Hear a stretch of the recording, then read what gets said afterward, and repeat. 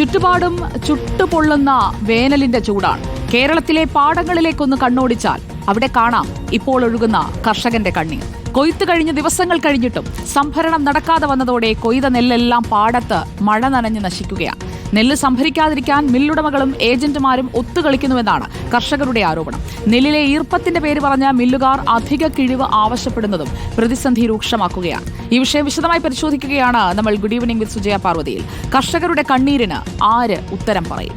നമുക്കൊപ്പം ശരത് എസ് ആലപ്പുഴയിൽ നിന്നും, പ്രവീൺ പുരുഷോത്തമൻ പത്തനംതിട്ടയിൽ നിന്നും, അഞ്ജന അനിൽകുമാർ കോട്ടയത്ത് നിന്നും, TV പ്രസാദ് തിരുവനന്തപുരത്ത് നിന്നും തത്സമയം ചേരുകയാണ്. നമുക്ക് ആദ്യം ആലപ്പുഴയിൽ നിന്ന് തുടങ്ങാം.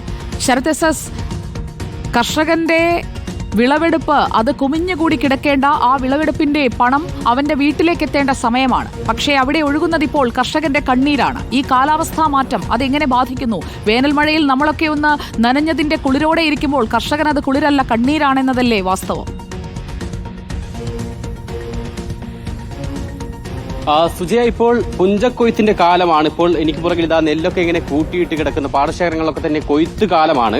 അങ്ങനെ കൊയ്ത്ത് തുടർന്നുകൊണ്ടിരിക്കുകയാണ്. പക്ഷേ ഈ കൂട്ടിയിട്ടിരിക്കുന്ന നെല്ല് അത് ഈ കൊയ്ത്ത് കഴിഞ്ഞുകൊണ്ട് വെച്ചതല്ല. ഇത്തരത്തിൽ ദിവസങ്ങളായി ഇവരെ മില്ലുടമകൾ ഇത്തരത്തിൽ നെല്ല് ഏറ്റെടുക്കാൻ, നെല്ല് സംഭരിക്കാൻ തയ്യാറാകുന്നില്ല എന്ന പ്രതിസന്ധി കൊണ്ട് തന്നെ ഓരോ പാടശേഖരത്തിന് മുൻപിലും ഇത്തരത്തിൽ നെല്ല് കൂട്ടിയിട്ട് ഇരിക്കുന്നത് കാണാം. അതായത് നെല്ല് സംഭരണം ഒരു വലിയ പ്രതിസന്ധിയായി മാറുന്നു എന്നുള്ളതാണ് കർഷകർ ഒന്നടങ്കം പറയുന്നത്.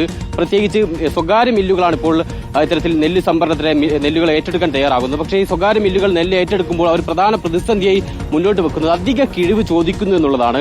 10, 12, 20 വരെ അങ്ങനെ അധിക കിഴിവ്. അതായത് കിഴിവ് എന്ന് പറയുമ്പോൾ പക്ഷേ സാധാരണക്കാർക്ക് പെട്ടെന്ന് മനസ്സിലായെന്ന് വരില്ല. അതായത് നമ്മളിപ്പോൾ 100 കിലോ നെല്ല് കൊടുക്കുകയാണെങ്കിൽ അതിൽ 12ഉം 20ഉം ഒക്കെ അധിക കിഴിവായിട്ട് കൂടുതൽ നൽകണമെന്നുള്ളതാണ്. അങ്ങനെ നൽകിയാൽ മാത്രമേ ലാഭമുള്ളൂ എന്നുള്ളതാണ് സ്വകാര്യ മില്ലുടമകൾ ഉൾപ്പെടെ പറയുന്നത്. അതുകൊണ്ട് തന്നെ അധിക കിഴിവ് ചോദിച്ച് കർഷകരെ ആകെ പ്രതിസന്ധിയിലാക്കുന്നു എന്നുള്ളതാണ്.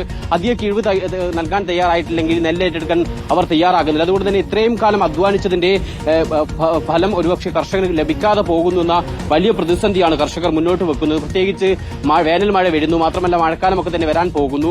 അങ്ങനെ ഈ കാലത്തിൽ പെട്ടെന്ന് വൈകാതെ തന്നെ നെല്ല് നൽകണമെങ്കിൽ, അല്ലെങ്കിൽ ലാഭം ഉണ്ടാക്കണമെങ്കിൽ ഈ അധിക കിഴിവ് നൽകി, അല്ലെങ്കിൽ നഷ്ടത്തിൽ തന്നെ ഇത്തരത്തിൽ സ്വകാര്യ മില്ലുകൾക്ക് നെല്ല് സംഭരണത്തിന് നൽകേണ്ടി വരുന്നു എന്നുള്ളൊരു പ്രതിസന്ധിയാണ് കർഷകർ ഒന്നടങ്കം മുന്നോട്ട് വെക്കുന്നത്. ഞാനിപ്പോൾ ഉള്ളത് ആലപ്പുഴ കിടങ്ങറയിലാണ്. ഇവിടെ ഇപ്പോൾ കൊയ്ത്ത് പുരോഗമിക്കുകയാണ്. ഇപ്പോൾ നമുക്കൊപ്പം ഒരു കർഷകൻ കൂടി ചേരുന്നുണ്ട്. എന്താണ് പ്രധാന പ്രശ്നം? മില്ലുടമകളൊക്കെ എങ്ങനെയാണ് ഈ നെല്ല് സംഭരണവുമായി ബന്ധപ്പെട്ട് പ്രതികരിക്കുന്നത്? മില്ലുടമകൾ കുറഞ്ഞത് ഒരു 10 കിലോയ്ക്ക് മുകളിലോട്ട് കിഴിവ് ചോദിക്കുകയാണ്. അതായത് 100 കിലോ നെല്ല് കൊടുത്താൽ അത് 90 കിലോ മാത്രമാണ് അതിന്റെ നമുക്ക് വില ലഭിക്കാനുള്ള സാഹചര്യം. ഇത് നമുക്ക് ഒരു തരത്തിലും കർഷകർക്ക് അത്തരത്തിൽ മുന്നോട്ട് പോകാൻ പറ്റില്ല. ഒന്നാമത് കൃഷി ഇത്തവണ വലിയ പ്രതിസന്ധിയിലാണ്. ഒരു വിളവൊക്കെ കുറയുന്ന ഒരു സാഹചര്യമുണ്ട്. അപ്പോൾ നമുക്ക് ഈ കിഴിവ് കൊടുക്കുന്നത് ഒരു തരത്തിലും നമുക്ക് അംഗീകരിക്കാൻ പറ്റില്ല. മുൻകാലങ്ങളിൽ നമുക്ക് ഇങ്ങനെയുള്ള കിഴിവ് സമ്പ്രദായമില്ലായിരുന്നു. ഈ പാടശേഖരത്തിൽ തൈപ്പറമ്പ് തെക്ക് പാടശേഖരം ഇവിടെ ഇന്ന് വരെ 1 കിലോ പോലും നെല്ല്, ഇന്ന് ഈ കൃഷി കഴിഞ്ഞ കൃഷി വരെ 1 കിലോ പോലും നെല്ലിന്റെ കിഴിവ് ഞങ്ങൾ കൊടുത്തിട്ടില്ല. അത് കൊടുക്കുവാനുള്ള കർഷകർ തയ്യാറല്ല.